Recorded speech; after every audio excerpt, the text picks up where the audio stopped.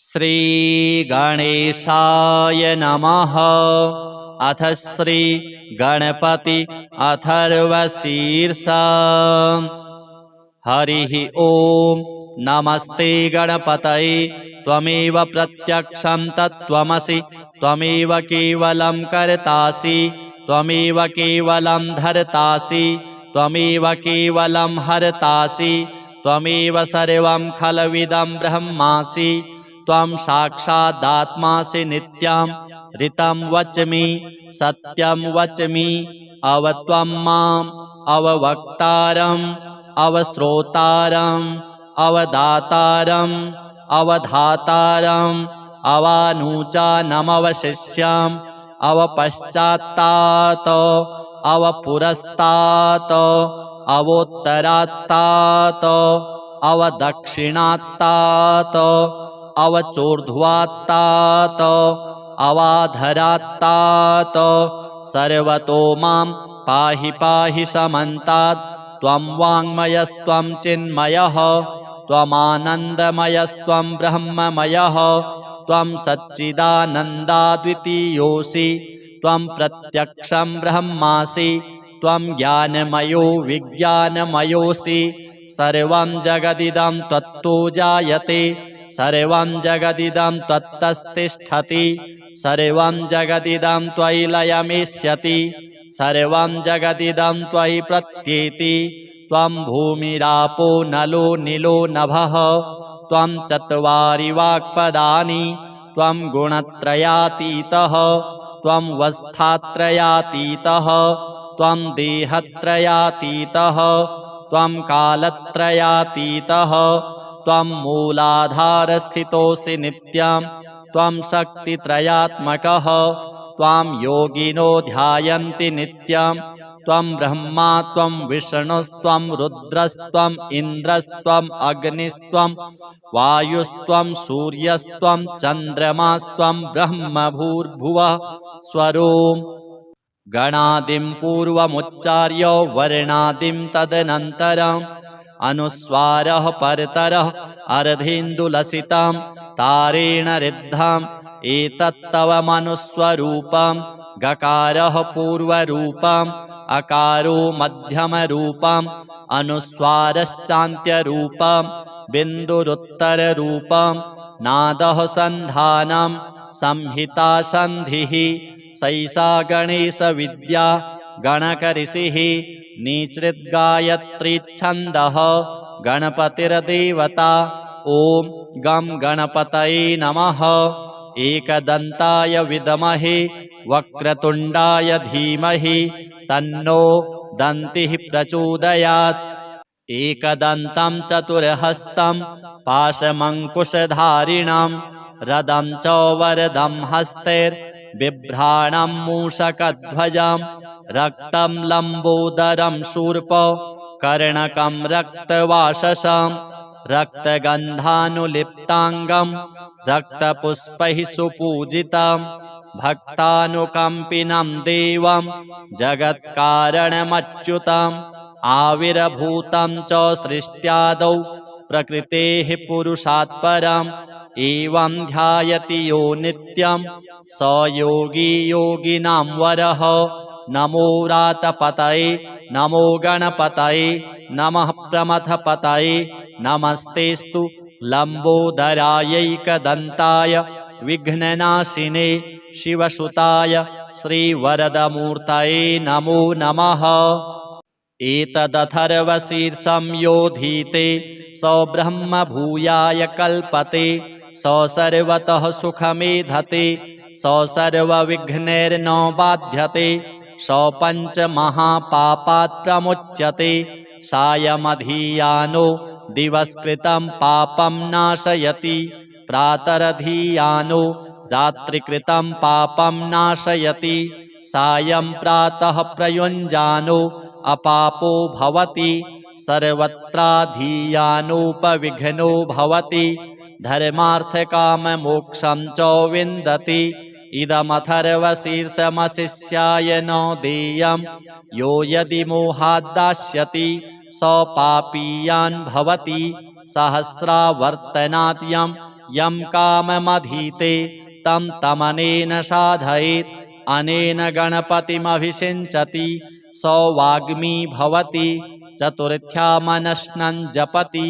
स विद्यावान् भवति स यशोवान् भवति इत्यथर्वणवाक्यं ब्रह्माद्यावरणं विद्यात् न बिभेति कदाचनेति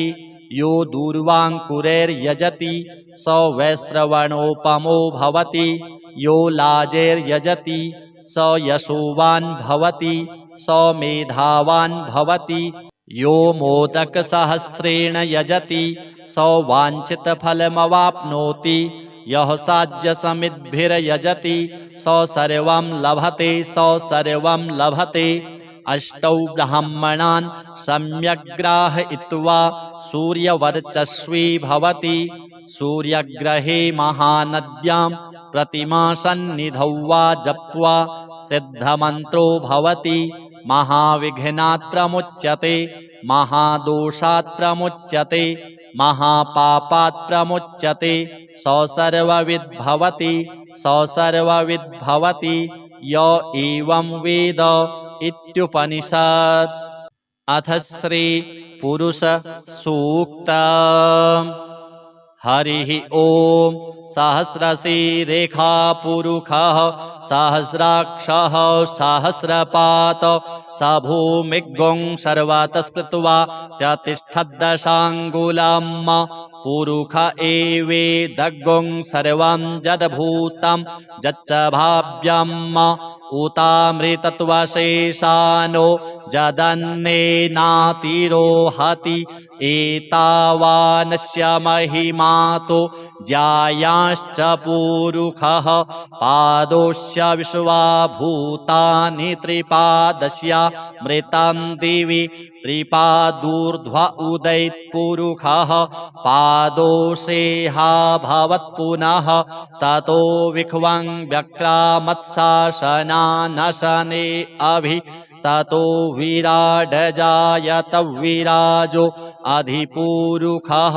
सजातो अत्यरिच्यत पश्चात् भूमिमथो पुरः तस्माद्यज्ञात् सर्वाहुतः संभृतं प्रखदाज्यम्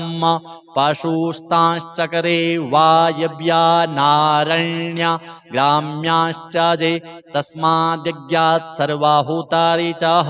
सामानि जग्गिरे छन्दागुंसि जग्गिरे तस्माद्यजुस्तस्माद्दजायत तस्माद्दशवा अजायन्त जे केचो भयादतः गावो हजग्गिरे तस्माज्जाता अजावयः तं यज्ञं बर्हिः प्रोक्षन् पुरुषं जातमग्रतः तेन देवा अयजन्त साध्या रेखायश्च जे यत्पुरुषं व्यदधुः कतिधाभ्यकल्पयन् मुखं किमस्यासीत् किं बाहु किमूरुपादा उच्येते ब्राह्मणोऽस्य मुखमासीत् बाहु राजन्यः कृतः ऊरु तदस्य यद्वैश्यः पद्भ्यागुंशूद्रो अजायत चन्द्रमा मनसो जातश्चक्षोः सूर्यो अजायत श्रोत्राद्वायुश्च प्राणश्च मुखादग्निरजायत नाभ्या आसीदन्तरिक्षगुं शीर्ष्णोद्योः समवर्तत पद्भ्यां भूमिर्दिशः श्रोत्रात् तथा लोकान् अकल्पयन् यत्पुरुषेण हविषा देवा जज्ञमतन्वत वसन्तोष्यासीदाज्यं ग्रीक्ष्म इद्मः शरद्धविः सप्तास्यासन् परिधयस्त्रिः सप्ताशमिधः कृताः देवा जज्ञन्तन्वाना अवधनन् पुरुषं पशुम् यज्ञेन यज्ञमयजन्त देवास्तानि धर्माणि प्रथमान्यासन्न ते हनाकं महिमानः शचन्त यत्र पूर्वे साध्याः सन्ति देवाः। अथ श्री रुद्र सूक्तम्। ॐ नमस्ते रुद्रमन्यव उतोत इखवे नमः बाहुभ्यामुत ते नमः जाते रुद्रशिवा तनूरघोरा पापकाशिनी तया नस्तन्वा शन्तमया गिरिशन्ताभिचाकशीः जामिखुं गिरिशन्तहस्ते बिभर्खस्तवे शिवां गिरित्रतां कुरु माहि गुंसीः पुरुखं जगत शिवेन वचसा त्वा गिरिशाच्छा वदामसि यथा नः सर्वमिज्जगद यक्ष्मगुं सोमना असत अध्यवोचदधिवक्ता प्रथमो दैव्योऽभिखक अहिश्च सर्वाञ्जं भयन्त सर्वांश्च जातु धान्यो धराचीः पराशुव असौजस्ताम्रो अरुण उत बभ्रुः सुमङ्गलः जे चैनगुं रुद्रा अभितो दिक्षुश्रिताः सहस्रशो वैखागुंहेड इमहे असौजो वसर्पतिनीलग्रीवो विलोहितः उतैनं गोपा अदृशन्नदृशन् नुदाहार्यः सदृष्टो मृडयातिनः नमोऽस्तु नीलग्रीवाय सहस्राक्षाय मीढुके अथो जे अस्य शतवानोऽहं तेभ्यो करं नमः प्रमुञ्च धन्वनस्तमुभयो रात्र्योर्ज्याम जाश्च ते हस्त इखवः पराता भगवो वप विज्यन्धनुः कपर्दिनो विशल्यो बाणवान् उत अनेशन्नस्य जा इखव आभूरस्य निखङ्गधिः जाते हेतिर्मीढुष्टमाहस्ते बभूवते धनुः तयास्मान् विश्वतस्तोमयक्ष्मया परिभुज परिते धन्वनो हेतिरस्मान् वृणक्तो विश्वतः अथो ज इखोधिस्तवारे अस्मन्निधेहितम् अवतत्य धनुष्ट्वगुं सहस्राक्षसते खुधे निसीर्य शल्यानां मुखा शिवो नः सोमना भव नमस्त आयुधाय नातताय धृष्णावे उभाभ्यामुते नमो बाहुभ्यां तव धन्वने मानो महान्तमुतमानो अर्भकं मान उक्षन्तमुतमान उक्षितम् मानो वधीः पितरं मोतमातरं मानः प्रियास्तन्वो रुद्ररीरिखः मानस्तोके तनये मान आयुखिमानो गोखुमानो अश्वेखुरीरिखः मानो वीरान् रुद्रभामिनो वधीरेह विखमन्तः सदामित्वा हवामहे। अथ श्रीसूक्तम्। ॐ हिरण्यवर्णां हरिणीं सुवर्णरजतस्रजां चन्द्रां हिरणमयीं लक्ष्मीं जातवेदो म आवह ताम आवह जातवेदो लक्ष्मीमनपगामिनीं यस्यां हिरण्यं विन्देयं गामश्वं पुरुषानहम् अश्वपूर्वां रथमध्यां हस्तिनादप्रबोधिनीं श्रियं देवीमुपभये श्रीर्मा देवीरजुषतां कांसोऽस्मितां हिरण्यप्राकारा मार्द्रां ज्वलन्तीं तृप्तां तर्पयन्तीं पद्मे स्थितां पद्मवर्णां तामिहोपभये श्रियं चन्द्रां प्रभासां यशसा ज्वलन्तीं श्रियं लोके देवजुष्टामुदारां तां पद्मिनीमीं शरणमहं प्रपद्ये लक्ष्मीर्मे नश्यतां त्वां वृणे आदित्यवर्णे तपसोऽधिजातो वनस्पतिस्तौ वृक्षोऽथ बिल्वः तस्य फलानि तपसा नुदन्तु मायान्तरायाश्च बाह्या अलक्ष्मीः उपैतु मां देवसखः कीर्तिश्च मणिनाशः प्रादुर्भूतोऽस्मि राष्ट्रेऽस्मिन् कीर्तिमृद्धिं ददातु मे क्षुत्पिपासामलां ज्येष्ठामलक्ष्मीं नाशयाम्यहम् अभूतिं समृद्धिं च सर्वां निर्णुद मे गृहात् गन्धद्वारां दुराधर्षां नित्यपुष्टां करीषिणीम् ईश्वरीं सर्वभूतानां तामिहोपभये श्रियं मनसः काममाकुतिं वाचः सत्यमसीमहि पशूनां रूपमन्नस्य मयि श्रीः श्रयतां यशः कर्दमेन प्रजा भूता मयि सम्भव कर्दम श्रियं वासय मे कुले मातरं पद्ममालिनीम् आपः सृजन्तु स्निग्धानि चिकलितवसमे गृहे निच देवीं मातरं श्रियं वासय मे कुले आर्द्रां पुष्करिणीं पुष्टिं पिङ्गलां पद्ममालिनीं चन्द्रां हिरण्मयीं लक्ष्मीं जातवेदो म आवह आर्द्रां यः करिणीं यष्टिं सुवर्णां हेममालिनीं सूर्यां हिरण्मयीं लक्ष्मीं जातवेदो म आवह तां म आवह जातवेदो लक्ष्मीमनपगामिनीं यस्यां हिरण्यं प्रभूतं गावो दास्योऽश्वान् विन्देयं पुरुषानहं यः शुचिः प्रयतो भूत्वा जुहुयादाज्यमन्वहं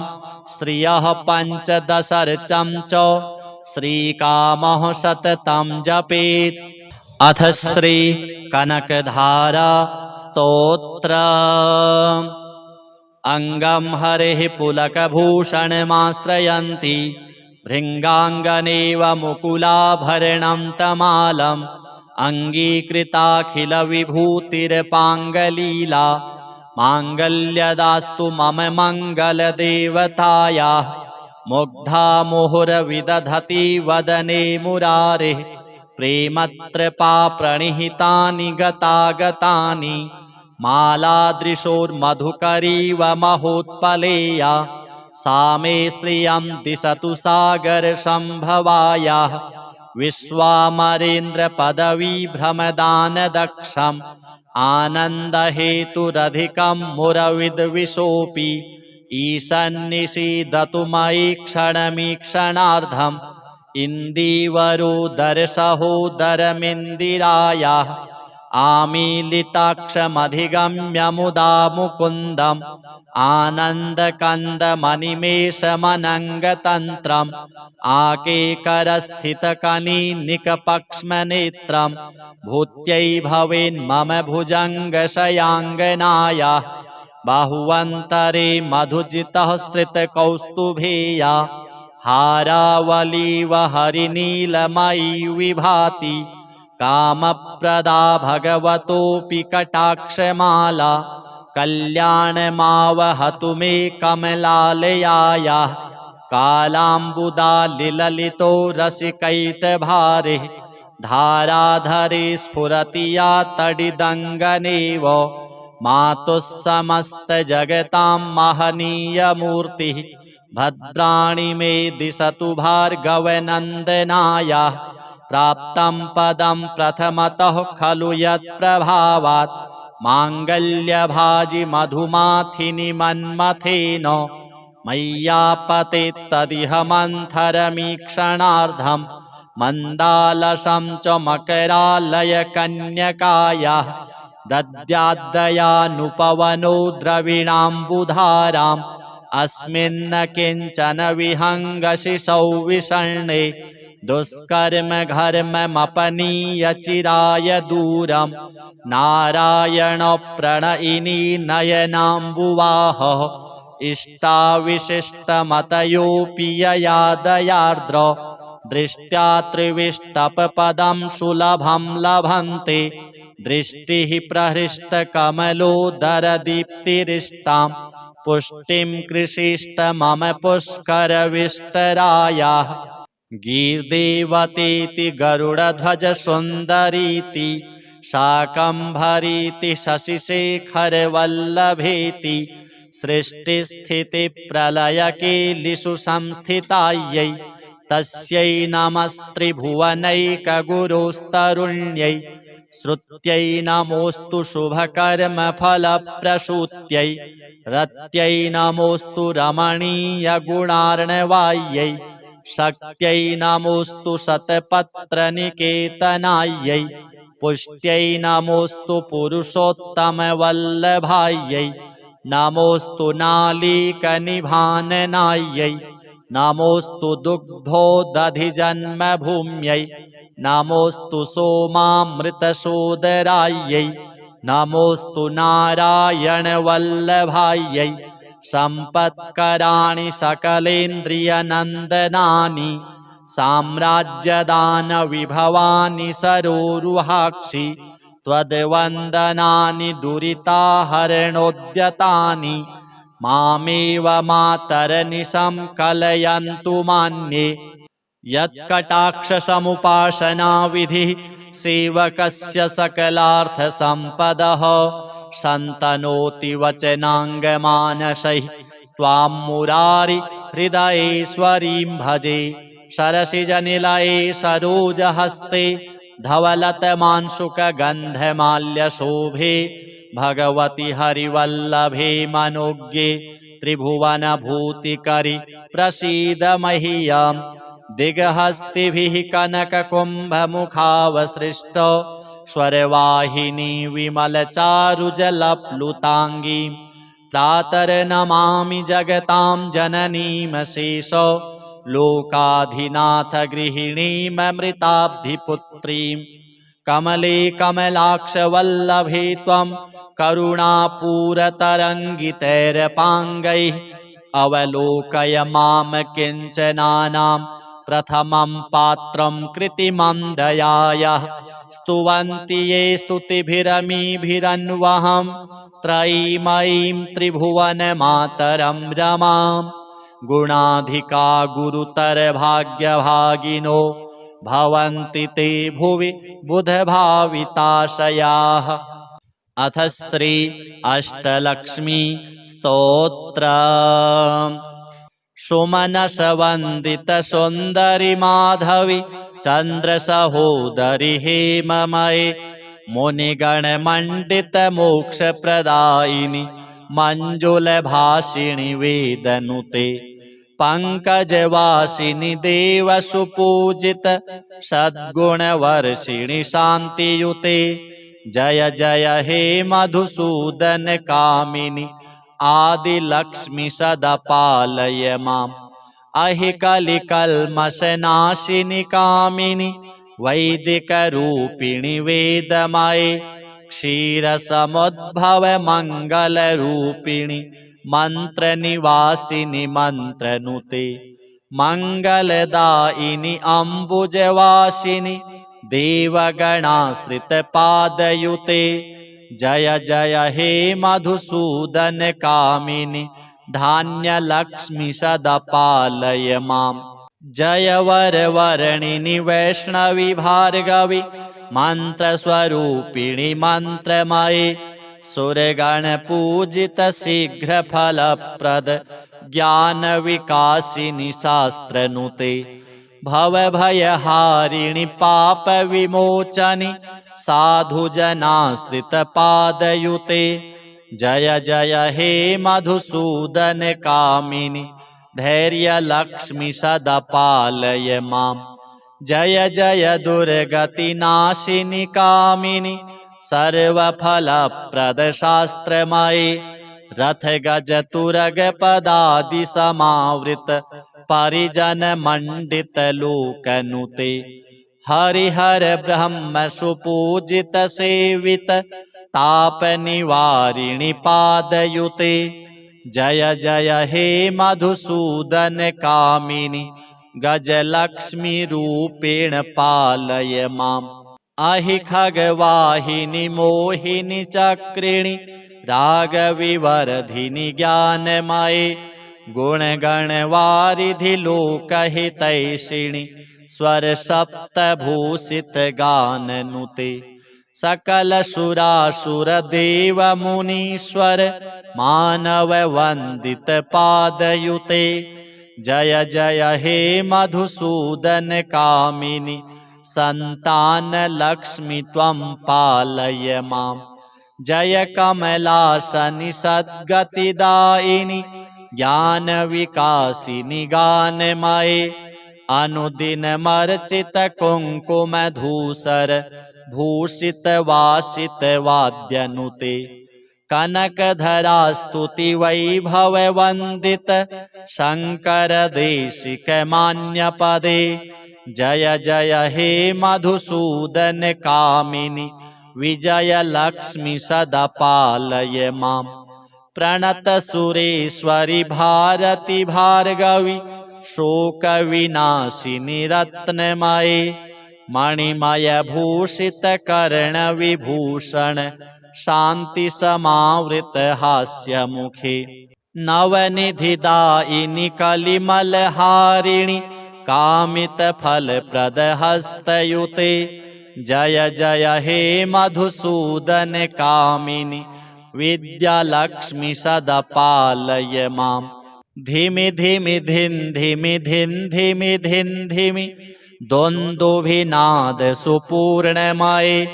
घुम घुम घुम घुम घुम घुम घुम घुम शंख निनाद सुवाद्यनुते वेद पुराण इतिहास सुपूजित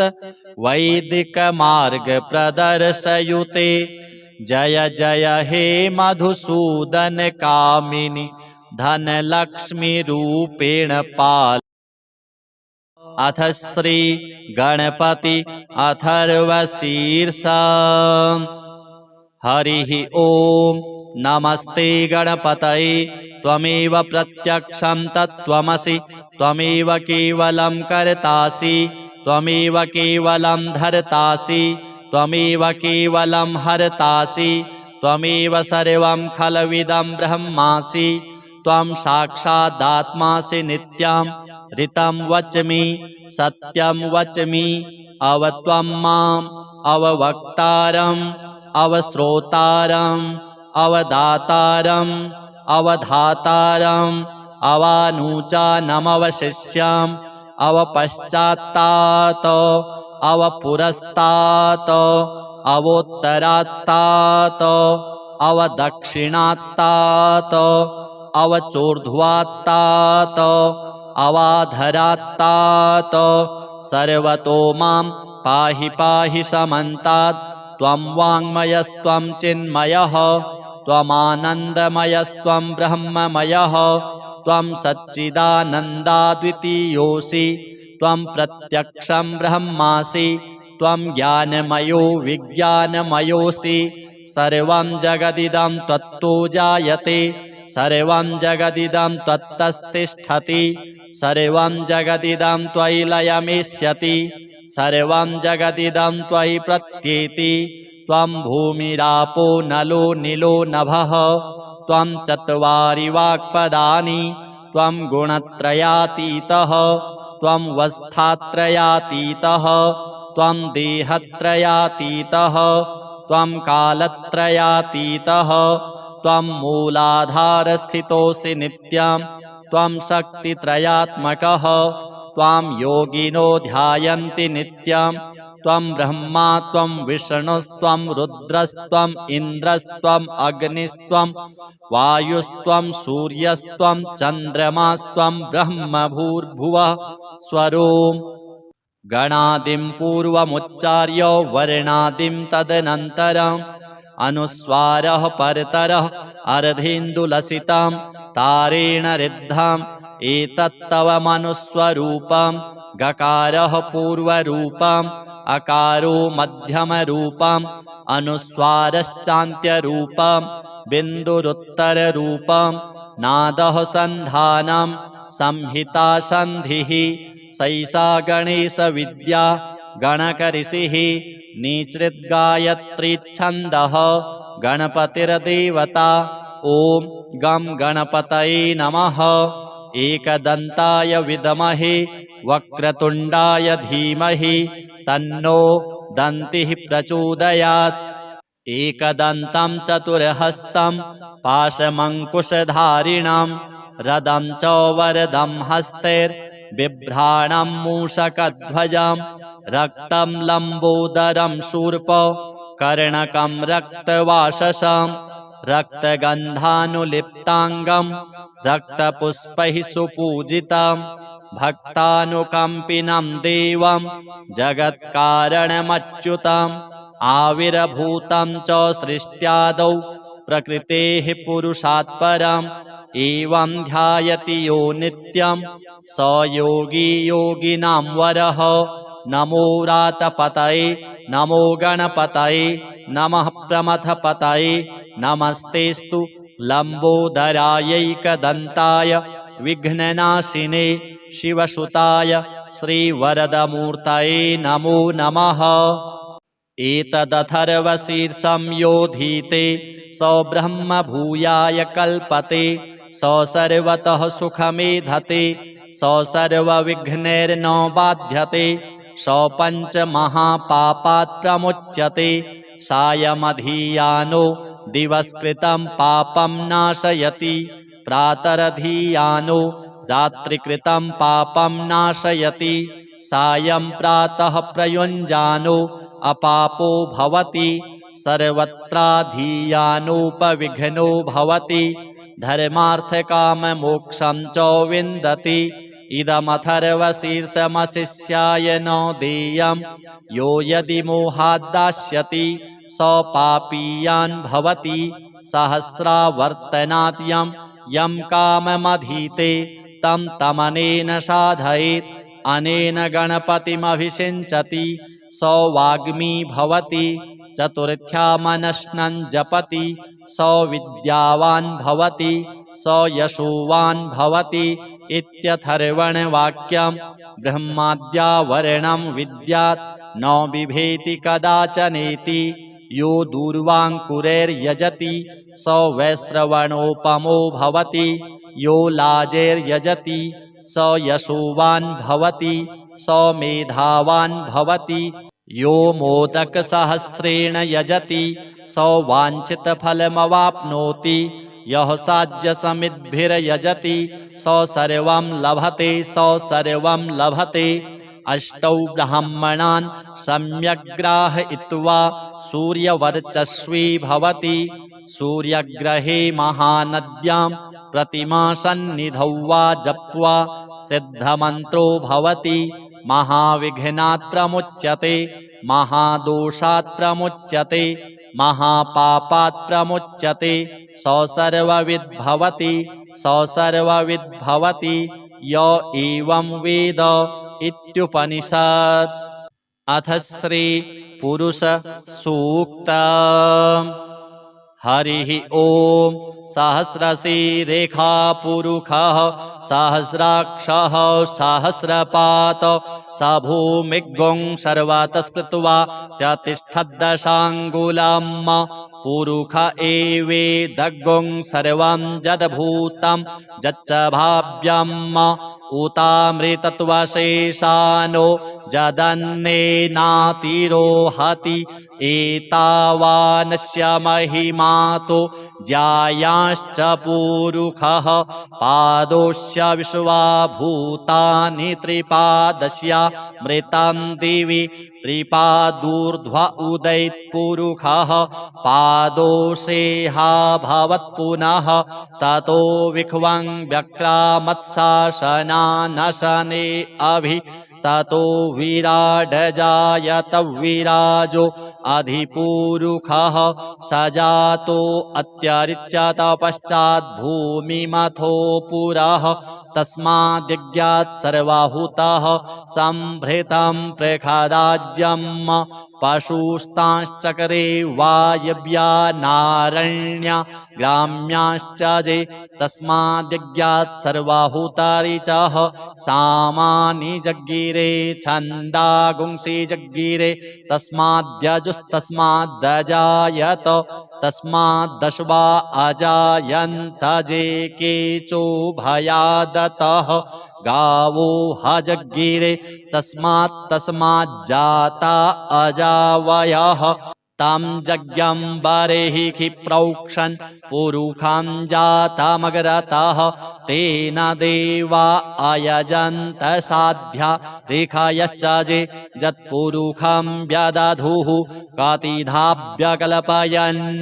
मुखं किमस्यासीत् किं बाहु किमूरुपादा उच्येते ब्राह्मणोऽस्य मुखमासीत् बाहु राजन्यः कृतः ऊरु तदस्य यद्वैश्यः पद्भ्यागुंशूद्रो अजायत चन्द्रमा मनसो जातश्चक्षोः सूर्यो अजायत श्रोत्राद्वायुश्च प्राणश्च मुखादग्निरजायत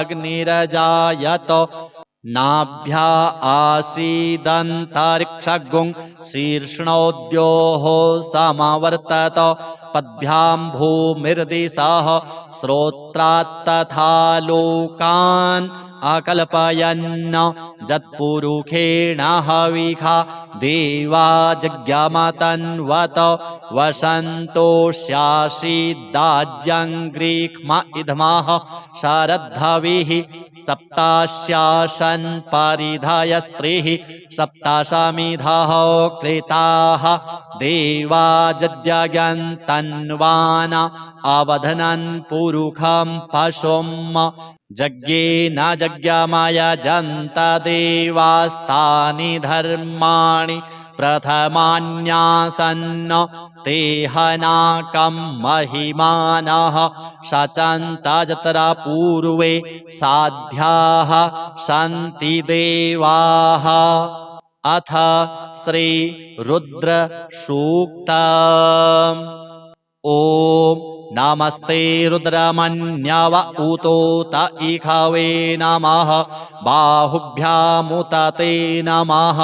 जाते रुद्रशिवा तनूरघोरा पापकाशिनी तया नस्तन्वा शन्तमया गिरिशन्ताभिचाकशीः जामिखुं गिरिशन्तहस्ते बिभर्खस्तवे शिवां गिरित्रतां कुरु माहि गुंसीः पुरुखं जगत शिवेन वचसा त्वा गिरिशाच्छा वदामसि यथा नः सर्वमिज्जगदयक्ष्मगुं सोमना असत अध्यवोचदधिवक्ता प्रथमो दैव्योऽभिखक अहिश्च सर्वाञ्जं भयन्त सर्वांश्च जातु धान्यो धराचीः पराशुव असौजस्ताम्रो अरुण उत बभ्रुः सुमङ्गलः जे चैनगुं रुद्रा अभितो दिक्षुश्रिताः सहस्रशो वैखा गुंहेड इमहे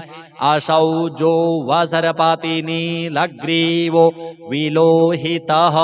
उतैनं गोपा अदृशन्नदृशन् नुदाहार्यः सदृष्टो मृडयातिनः नमोऽस्तु नीलग्रीवाय सहस्राक्षाय मीढुके अथो जे अस्य सत्वानोऽहं तेभ्यो करं नमः प्रमुञ्च धन्वनस्तामुभयो रात्न्योर्ज्याम जाश्च ते हस्त इखवः पराता भगवो वप विज्यन्धनुः कपर्दिनो विशल्यो बाणवान् उत अनेशन्नस्य जा इखव आभूरस्य निखङ्गधिः जाते हेतिर्मीधुष्टमाहस्ते बभूवते धनुः तयास्मान् विश्वतस्तोमयक्ष्मया परिभुज परिते धन्वनो हेतिरस्मान् वृणक्तो विश्वतः अथो ज इखोधिस्तवारे अस्मन्निधेहितम् अवतत्य धनुष्त्वगुं सहस्राक्षसते खुधे निशीर्य शल्यानां मुखा शिवो नः सोमना भव नमस्त आयुधाय नातताय धृष्णावे उभाभ्यामुतते नमो बाहुभ्यां तव धन्वने मानो महान्तमुतमानो अर्भकं मान उक्षन्तमुतमान उक्षितम् मानो वधीः पितरं मोतमातरं मानः प्रियास्तन्वो रुद्ररीरिखः मानस्तोके तनये मान आयुखिमानो गोखुमानो अश्वे खुरीरिखः मानो वीरान् रुद्रभामिनो वधीरेह विखमन्तः सदामित्वा हवामहे। अथ श्रीसूक्त। ॐ हिरण्यवर्णां हरिणीं सुवर्णरजतस्रजां चन्द्रां हिरणमयीं लक्ष्मीं जातवेदो म आवह ताम आवह जातवेदो लक्ष्मीमनपगामिनीं यस्यां हिरण्यं विन्देयं गामश्वं पुरुषानहम् अश्वपूर्वां रथमध्यां हस्तिनादप्रबोधिनीं श्रियं देवीमुपभये श्रीर्मा देवीरजुषतां कांसोऽस्मितां हिरण्यप्राकारा मार्द्रां ज्वलन्तीं तृप्तां तर्पयन्तीं पद्मे स्थितां पद्मवर्णां तामिहोपभये श्रियं चन्द्रां प्रभासां यशसा ज्वलन्तीं श्रियं लोके देवजुष्टामुदारां तां पद्मिनीमीं शरणमहं प्रपद्ये लक्ष्मीर्मे नश्यतां त्वां वृणे आदित्यवर्णे तपसोऽधिजातो वनस्पतिस्तौ वृक्षोऽथ बिल्वः तस्य फलानि तपसा नुदन्तु मायान्तरायाश्च बाह्या अलक्ष्मीः उपैतु मां देवसखः कीर्तिश्च मणिनाशः प्रादुर्भूतोऽस्मि राष्ट्रेऽस्मिन् कीर्तिमृद्धिं ददातु मे क्षुत्पिपासामलां ज्येष्ठा मलक्ष्मीं नाशयाम्यहम्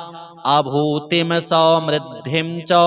सर्वां निर्णुद मे गृहात् गन्धद्वारां दुराधर्षां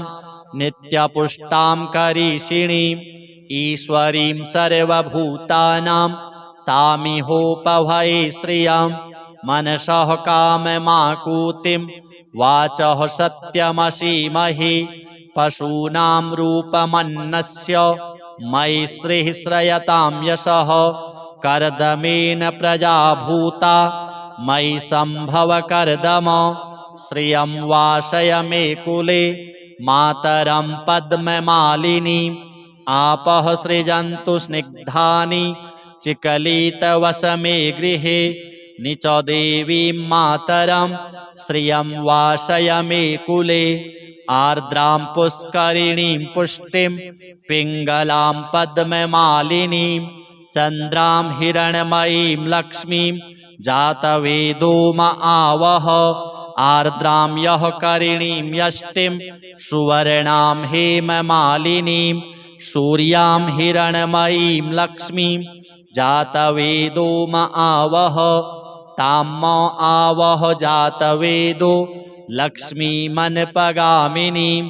यस्यां हिरण्यं प्रभूतं गावो दास्योश्वान् विन्देयं पुरुषानहं यः शुचिः प्रयतो भूत्वा जुहुयादाज्यमन्वहं श्रियः पञ्चदशर्चं च श्रीकामः सततं जपेत्। अथ श्री कनकधारा स्तोत्र। अंगं हरेः पुलकभूषणमाश्रयन्ति भृङ्गाङ्गनेव मुकुलाभरणं तमालम् अङ्गीकृताखिलविभूतिर्पाङ्गलीला माङ्गल्यदास्तु मम मङ्गलदेवतायाः मुग्धा मुहुरविदधति वदने मुरारेः प्रेमत्रपा प्रणिहितानि गतागतानि मालादृशोर्मधुकरीव महोत्पलेया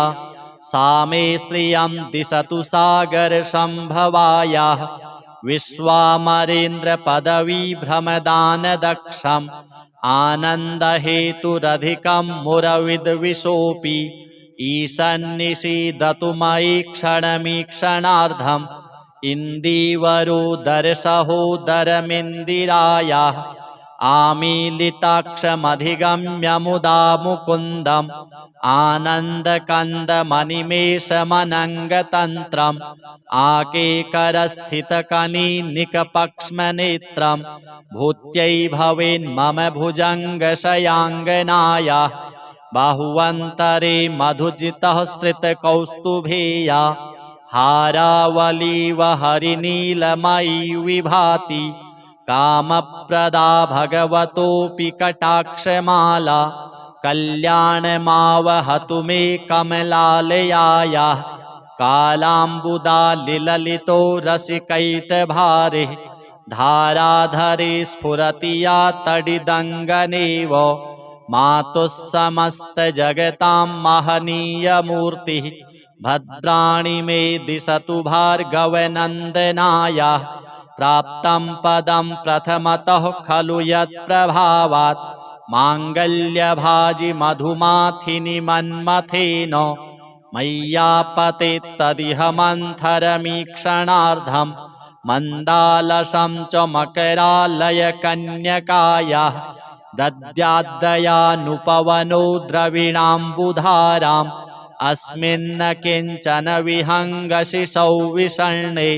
दुष्कर्म घर्ममपनीय चिराय दूरम् नारायण प्रणयिनी नयनाम्बुवाहः इष्टाविशिष्टमतयोऽपि यया दयार्द्र दृष्ट्या त्रिविष्टपपदं सुलभं लभन्ते दृष्टिः प्रहृष्टकमलोदरदीप्तिरिष्टां पुष्टिं कृषिष्ट मम पुष्करविस्तरायाः गीर्देवतेति गरुडध्वजसुन्दरीति शाकम्भरीति शशिशेखरवल्लभेति सृष्टिस्थितिप्रलयकेलिषु संस्थितायै तस्यै नमस्त्रिभुवनैकगुरुस्तरुण्यै श्रुत्यै नमोऽस्तु शुभकर्मफलप्रसूत्यै रत्यै नमोऽस्तु रमणीयगुणार्णवायै शक्त्यै नमोऽस्तु शतपत्रनिकेतनायै पुष्ट्यै नमोऽस्तु पुरुषोत्तमवल्लभायै नमोऽस्तु नालीकनिभाननायै नमोऽस्तु दुग्धोदधिजन्मभूम्यै नमोऽस्तु सोमामृतसोदरायै नमोऽस्तु नारायणवल्लभायै सम्पत्कराणि सकलेन्द्रियनन्दनानि साम्राज्यदानविभवानि सरोरुहाक्षि त्वद्वन्दनानि दुरिताहरणोद्यतानि मामेव मातरनिशं कलयन्तु मान्ये यत्कटाक्षसमुपासनाविधिः सेवकस्य सकलार्थसम्पदः सन्तनोति वचनाङ्गमानसैः त्वां मुरारि हृदयेश्वरीं भजे सरसिजनिलये सरोजहस्ते धवलतमांशुकगन्धमाल्यशोभे भगवति हरिवल्लभे मनोज्ञे त्रिभुवनभूतिकरि प्रसीद मह्यम् दिग्हस्तिभिः कनककुम्भमुखावसृष्टो स्वरवाहिनी विमलचारुजलप्लुताङ्गी प्रातर्नमामि जगतां जननीमशेषो लोकाधिनाथ गृहिणीममृताब्धिपुत्रीं कमले कमलाक्षवल्लभे त्वं करुणापूरतरङ्गितैरपाङ्गैः अवलोकय मां किञ्चनानां प्रथमं पात्रं कृतिमं दयायाः स्तुवन्ति ये स्तुतिभिरमीभिरन्वहं त्रयीमयीं त्रिभुवनमातरं रमां गुणाधिका गुरुतरभाग्यभागिनो भवन्ति ते भुवि बुधभाविताशयाः। अथ श्री अष्टलक्ष्मी स्तोत्र। सुमनसवन्दित सुन्दरि माधवी चन्द्रसहोदरि हेममये मुनिगणमण्डित मोक्षप्रदायिनि मञ्जुलभाषिणि वेदनुते पंकजवासिनि देवसुपूजित सद्गुणवर्षिणि शान्तियुते जय जय हे मधुसूदन कामिनि आदिलक्ष्मि सदा पालय माम् अहिकलिकल्मषनाशिनि कामिनि वैदिकरूपिणि वेदमये क्षीरसमुद्भव मङ्गलरूपिणि मन्त्रनिवासिनि मन्त्रनुते मङ्गलदायिनि अम्बुजवासिनि देवगणाश्रितपादयुते जय जय हे मधुसूदन कामिनि धान्यलक्ष्मि सदा पालय माम् जय वरवर्णिनि वैष्णवि भार्गवि मन्त्रस्वरूपिणि मन्त्रमये सुरगणपूजित शीघ्रफलप्रद ज्ञानविकासिनि शास्त्रनुते भवभयहारिणि पापविमोचनि साधुजनाश्रितपादयुते जय जय हे मधुसूदन कामिनि धैर्यलक्ष्मि सदा पालय माम् जय जय दुर्गतिनाशिनि कामिनि सर्वफलप्रदशास्त्रमये रथगजतुरगपदादिसमावृत परिजनमण्डितलोकनुते हरिहर ब्रह्म सुपूजित सेवित तापनिवारिणि पादयुते जय जय हे मधुसूदन कामिनि गजलक्ष्मी रूपेण पालय माम् अहि खगवाहिनि मोहिनि चक्रिणि रागविवर्धिनि ज्ञानमये गुणगणवारिधि लोकहितैषिणि स्वरसप्तभूषित गाननुते सकलसुरासुरदेवमुनीश्वर मानववन्दित पादयुते जय जय हे मधुसूदन कामिनि सन्तानलक्ष्मि त्वं पालय माम् जय कमलासनि सद्गतिदायिनि ज्ञानविकासिनि गानमये अनुदिनमर्चित कुङ्कुमधूसर भूषित वासित वाद्यनुते कनकधरास्तुति वैभववन्दित शङ्कर देशिक मान्यपदे जय जय हे मधुसूदन कामिनि विजयलक्ष्मि सदा पालय माम् प्रणत सुरेश्वरि भारति भार्गवि शोकविनाशिनि रत्नमये मणिमयभूषित कर्णविभूषण शान्तिसमावृत हास्यमुखे नवनिधिदायिनि कलिमलहारिणि कामितफलप्रदहस्तयुते जय जय हे मधुसूदन कामिनि विद्यालक्ष्मि सदा पालय माम् धिमि धिमि धिन् धिमि धिन् धिमि धिन् धिमि द्वन्द्वभिनाद सुपूर्णमये घुम घुम घुं घुम घुं घुम घुं घुम शंख निनाद सुवाद्यनुते वेद पुराण इतिहास सुपूजित वैदिक मार्ग प्रदर्शयुते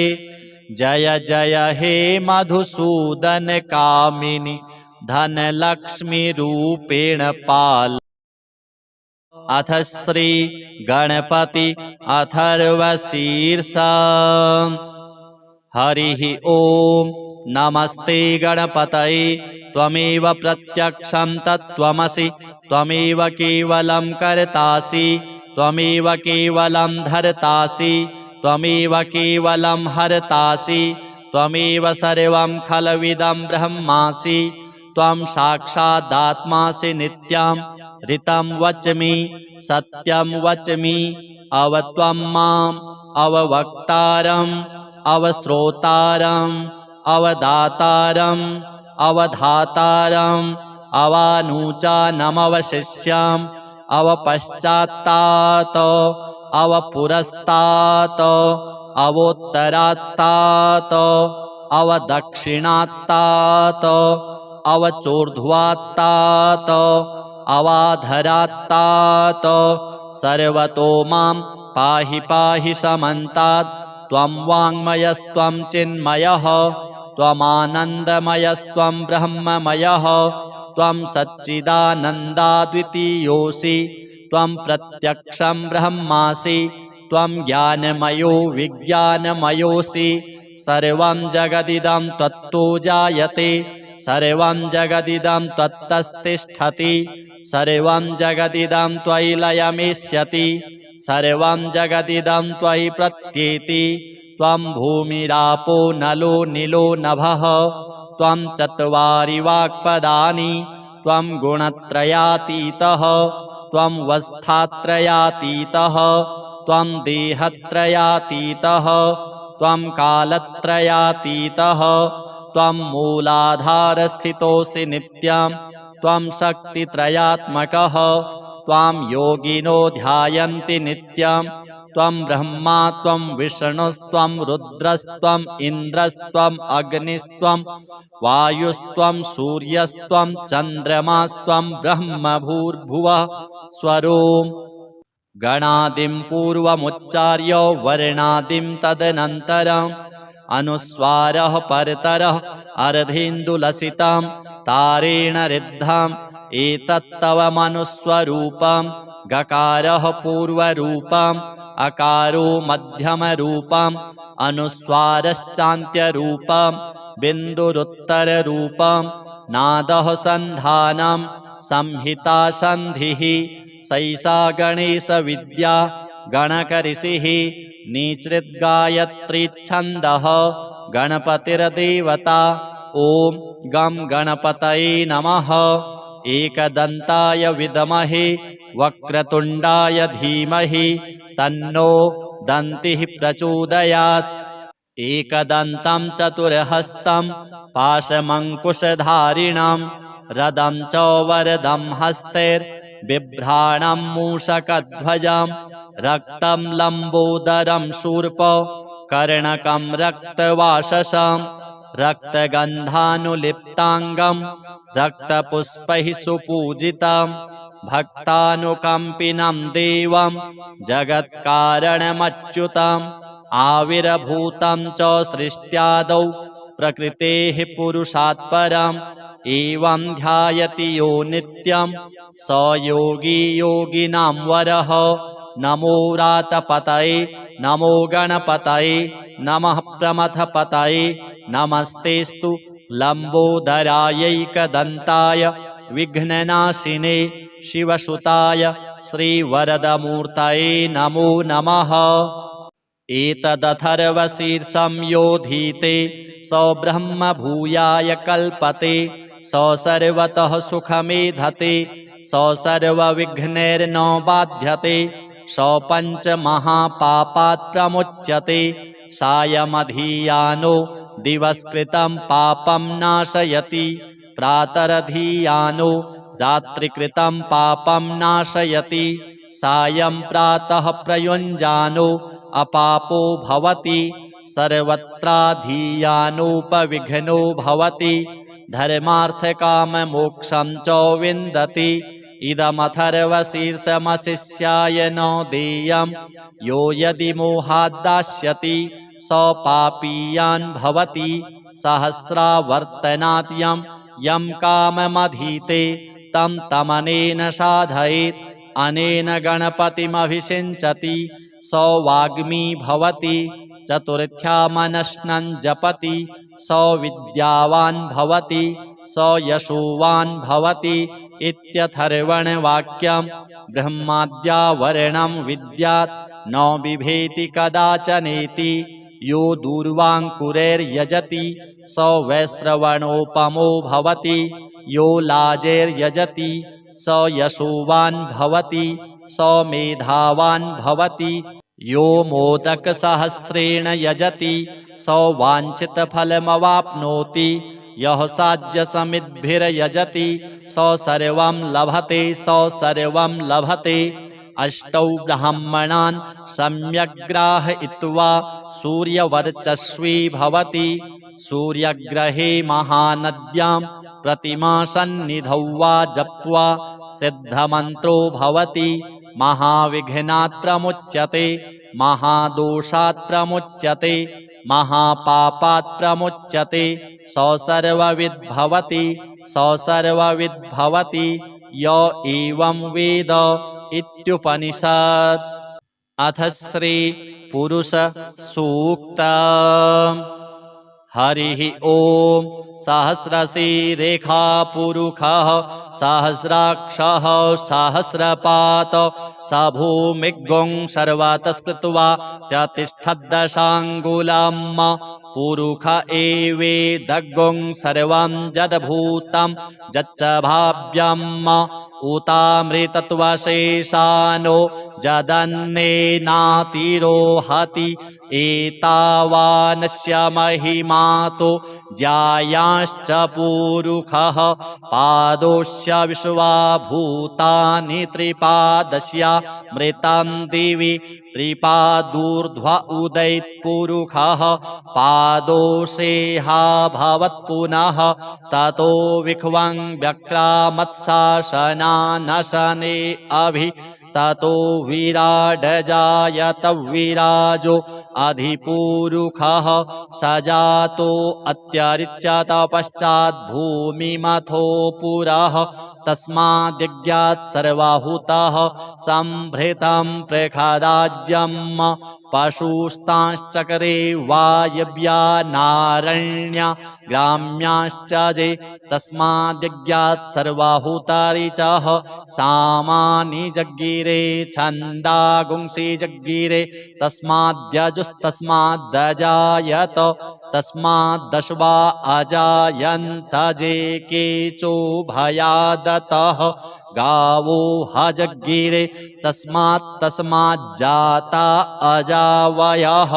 तं यज्ञं बर्हिः प्रोक्षन् पुरुषं जातमग्रतः तेन देवा अयजन्त साध्या रेखयश्च जे यत्पुरुषं व्यदधुः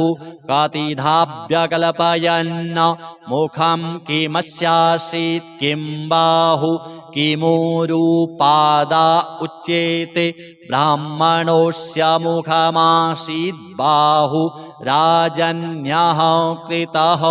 ऊरु तदस्य यद्वैश्यः पद्भ्यागुंशूद्रो अजायत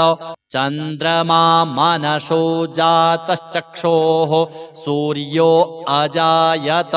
श्रोत्राद्वायुश्च प्राणश्च मुखादग्निरजायत नाभ्या आसीदन्तरिक्षगुं शीर्ष्णोद्योः समवर्तत पद्भ्यां भूमिर्दिशः श्रोत्रात् तथा लोकान् अकल्पयन् यत्पुरुषेण हविषा देवा जज्ञमतन्वत वसन्तोष्यासीदाज्यं ग्रीक्ष्म इद्मः शरद्धविः सप्तास्यासन् परिधाय स्त्रीः सप्ताशामिधाः कृताः देवा जज्ञन्तन्वान अवधनन् पुरुखं पशुम् यज्ञेन यज्ञमयजन्त देवास्तानि धर्माणि प्रथमान्यासन्न ते हनाकं महिमानः शचन्त यत्र पूर्वे साध्याः सन्ति देवाः। अथ श्री रुद्र सूक्तम्। ॐ नमस्ते रुद्रमन्यव उतोत इखवे नमः बाहुभ्यामुत ते नमः जाते रुद्रशिवा तनूरघोरा पापकाशिनी तया नस्तन्वा शन्तमया गिरिशन्ताभिचाकशीः जामिखुं गिरिशन्ताहस्ते बिभर्खस्तवे शिवां गिरित्रतां कुरु माहि गुंसीः पुरुखं जगत शिवेन वचसा त्वा गिरिशाच्छा वदामसि यथा नः सर्वमिज्जगदयक्ष्मगुं सोमना असत अध्यवोचदधिवक्ता प्रथमो दैव्योऽभिखक अहिश्च सर्वाञ्जं भयन्त सर्वांश्च जातु धान्यो धराचीः पराशुव असौजस्ताम्रो अरुण उत बभ्रुः सुमङ्गलः जे चैनगुं रुद्रा अभितो दिक्षुश्रिताः सहस्रशो वैखागुंहेड इमहे असौजो वसर्पतिनीलग्रीवो विलोहितः उतैनं गोपा अदृशन्नदृशन् नुदाहार्जः सदृष्टो मृडयातिनः नमोऽस्तु नीलग्रीवाय सहस्राक्षाय मीढुके अथो जे अस्य शतवानोऽहं तेभ्यो करं नमः प्रमुञ्च धन्वनस्तमुभयो रात्र्योर्ज्याम जाश्च ते हस्त इखवः पराता भगवो वप विज्यन्धनुः कपर्दिनो विशल्यो बाणवान् उत अनेशन्नस्य जा इखव आभूरस्य निखङ्गधिः जाते हेतिर्मीढुष्टमाहस्ते बभूवते धनुः तयास्मान् विश्वतस्तोमयक्ष्मया परिभुज परिते धन्वनो हेतिरस्मान् वृणक्तो विश्वतः अथो ज इखोधिस्तवारे अस्मन्निधेहितम् अवतत्य धनुष्ट्वगुं सहस्राक्षसते खुधे निशीर्य शल्यानां मुखा शिवो नः सोमना भव नमस्त आयुधाय नातताय धृष्णावे उभाभ्यामुत ते नमो बाहुभ्यां तव धन्वने मानो महान्तमुत मानो अर्भकं मान उक्षन्तमुत मान उक्षितम् मानो वधीः पितरं मोत मातरं मानः प्रियास्तन्वो रुद्ररीरिखः मानस्तोके तनये मान आयुखि मानो गोखुमानो अश्वे खुरीरिखः मानो वीरान् रुद्रभामिनो वधीरेह विखमन्तः सदामित्वा हवामहे। अथ श्रीसूक्तम्। ॐ हिरण्यवर्णां हरिणीं सुवर्णरजतस्रजां चन्द्रां हिरणमयीं लक्ष्मीं जातवेदो म आवह ताम आवह जातवेदो लक्ष्मीमनपगामिनीं यस्यां हिरण्यं विन्देयं गामश्वं पुरुषानहम् अश्वपूर्वां रथमध्यां हस्तिनाद प्रबोधिनीं श्रियं देवीमुपभये श्रीर्मा देवी रजुषतां कांसोऽस्मितां हिरण्यप्राकारा मार्द्रां ज्वलन्तीं तृप्तां तर्पयन्तीं पद्मे स्थितां पद्मवर्णां तामिहोपभये श्रियां चन्द्रां प्रभासां यशसा ज्वलन्तीं श्रियं लोके देवजुष्टामुदारां तां पद्मिनीमीं शरणमहं प्रपद्ये लक्ष्मीर्मे नश्यतां त्वां वृणे आदित्यवर्णे तपसोऽधिजातो वनस्पतिस्तौ वृक्षोऽथ बिल्वः तस्य फलानि तपसा नुदन्तु मायान्तरायाश्च बाह्या अलक्ष्मीः उपैतु मां देवसखः कीर्तिश्च मणिनाशः प्रादुर्भूतोऽस्मि राष्ट्रेऽस्मिन् कीर्तिमृद्धिं ददातु मे क्षुत्पिपासामलां ज्येष्ठामलक्ष्मीं नाशयाम्यहम् अभूतिं समृद्धिं च सर्वां निर्णुद मे गृहात् गन्धद्वारां दुराधर्षां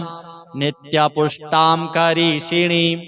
ईश्वरीं सर्वभूतानां तामिहोपभये श्रियं मनसः काममाकुतिं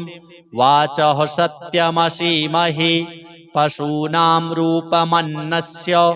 मयि श्रीः श्रयतां यशः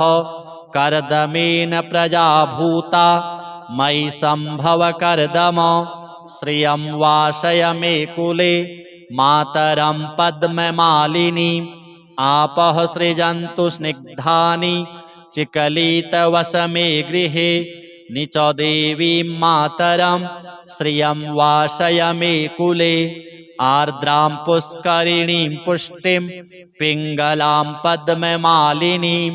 चन्द्रां हिरण्मयीं लक्ष्मीं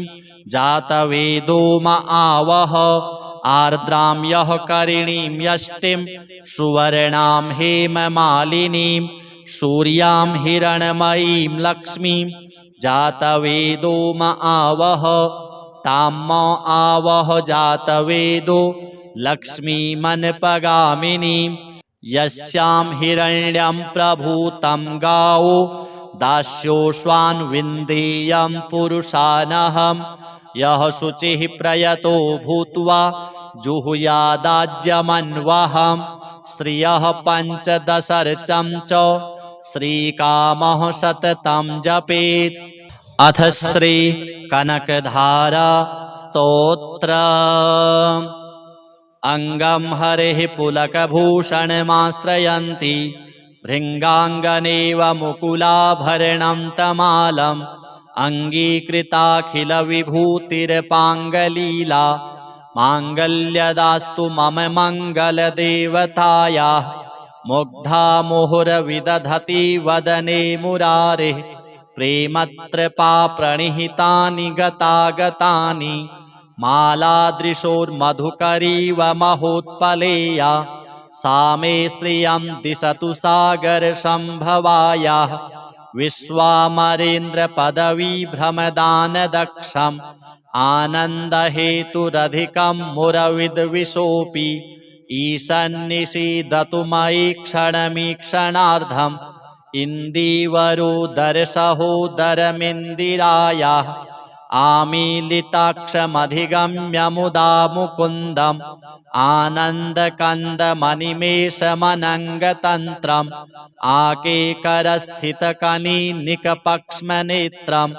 भूत्यै भवेन्मम भुजङ्गशयाङ्गनायाः बाहुवन्तरे मधुजितः श्रितकौस्तुभेया हारावलीव हरिनीलमयी विभाति कामप्रदा भगवतोऽपि कटाक्षमाला कल्याणमावहतु मे कमलालयायाः कालाम्बुदालिललितो रसिकैटभारे धाराधरे स्फुरति या तडिदङ्गनेव मातुः समस्तजगतां महनीयमूर्तिः भद्राणि मे दिशतु भार्गवनन्दनायाः प्राप्तं पदं प्रथमतः खलु यत्प्रभावात् माङ्गल्यभाजि मधुमाथिनि मन्मथेन मय्यापते तदिह मन्थरमीक्षणार्धम् मन्दालसं च मकरालयकन्यकायाः दद्याद्दयानुपवनो द्रविणाम्बुधाराम् अस्मिन्न किञ्चन विहङ्गशिशौ विषण्णे दुष्कर्म घर्ममपनीय चिराय दूरम् नारायण प्रणयिनी नयनाम्बुवाहः इष्टाविशिष्टमतयोऽपि यया दयार्द्र दृष्ट्या त्रिविष्टपपदं सुलभं लभन्ते दृष्टिः प्रहृष्टकमलोदरदीप्तिरिष्टां पुष्टिं कृषिष्ट मम पुष्करविष्टरायाः गीर्देवतेति गरुडध्वजसुन्दरीति शाकम्भरीति शशिशेखरवल्लभेति सृष्टिस्थितिप्रलयकेलिषु संस्थितायै तस्यै नमस्त्रिभुवनैकगुरुस्तरुण्यै श्रुत्यै नमोऽस्तु शुभकर्मफलप्रसूत्यै रत्यै नमोऽस्तु रमणीयगुणार्णवायै शक्त्यै नमोऽस्तु शतपत्रनिकेतनायै पुष्ट्यै नमोऽस्तु पुरुषोत्तमवल्लभायै नमोऽस्तु नालीकनिभाननायै नमोऽस्तु दुग्धोदधिजन्मभूम्यै नमोऽस्तु सोमामृतसोदरायै नमोऽस्तु नारायणवल्लभायै सम्पत्कराणि सकलेन्द्रियनन्दनानि साम्राज्यदानविभवानि सरोरुहाक्षि त्वद्वन्दनानि दुरिताहरणोद्यतानि मामेव मातरनिशं कलयन्तु मान्ये यत्कटाक्षसमुपासनाविधिः सेवकस्य सकलार्थसम्पदः सन्तनोति वचनाङ्गमानसैः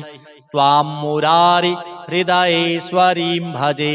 सरसिजनिलये सरोजहस्ते धवलतमांशुकगन्धमाल्यशोभे भगवति हरिवल्लभे मनोज्ञे त्रिभुवनभूतिकरि प्रसीद मह्यम् दिग्हस्तिभिः कनककुम्भमुखावसृष्ट स्वरवाहिनी विमलचारुजलप्लुताङ्गीं प्रातर्नमामि जगतां जननीमशेष लोकाधिनाथ गृहिणीममृताब्धिपुत्रीं कमले कमलाक्षवल्लभे त्वं करुणापूरतरङ्गितैरपाङ्गैः अवलोकय मां किञ्चनानां प्रथमं पात्रं कृतिमं दयायाः स्तुवन्ति ये स्तुतिभिरमीभिरन्वहं त्रयीमयीं त्रिभुवनमातरं रमाम् गुणाधिका गुरुतरभाग्यभागिनो भवन्ति ते भुवि बुधभाविताशयाः। अथ श्री अष्टलक्ष्मी स्तोत्र। सुमनसवन्दित सुन्दरि माधवी चन्द्रसहोदरि हेममये मुनिगणमण्डित मोक्षप्रदायिनि मञ्जुलभाषिणि वेदनुते पंकजवासिनि देवसुपूजित सद्गुणवर्षिणि शान्तियुते जय जय हे मधुसूदन कामिनि आदिलक्ष्मि सदा पालय माम्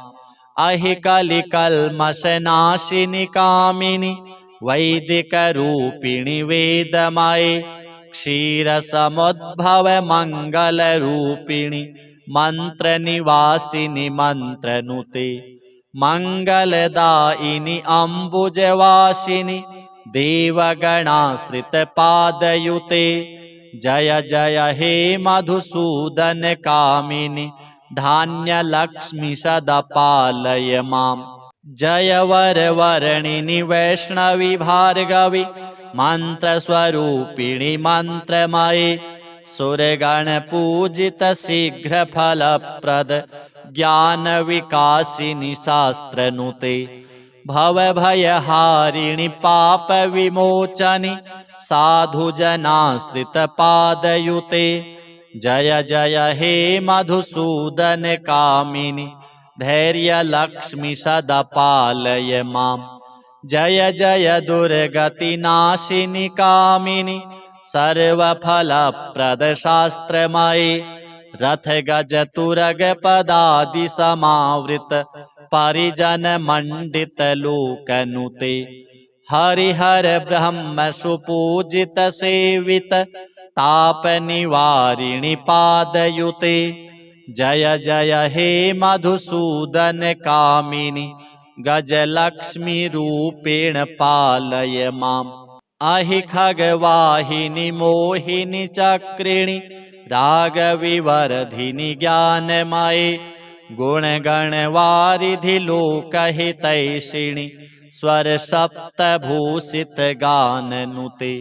सकल सुरासुर देव मुनीश्वर मानव वंदित पादयुते जय जय हे मधुसूदन कामिनि संतान लक्ष्मी त्वं पालय माम् जय कमलासनि सद्गतिदायिनि ज्ञान विकासिनि गानमये अनुदिनमर्चित कुङ्कुम धूसर भूषित वासित वाद्यनुते कनकधरा स्तुति वैभव वंदित शंकर देशिक मान्य पदे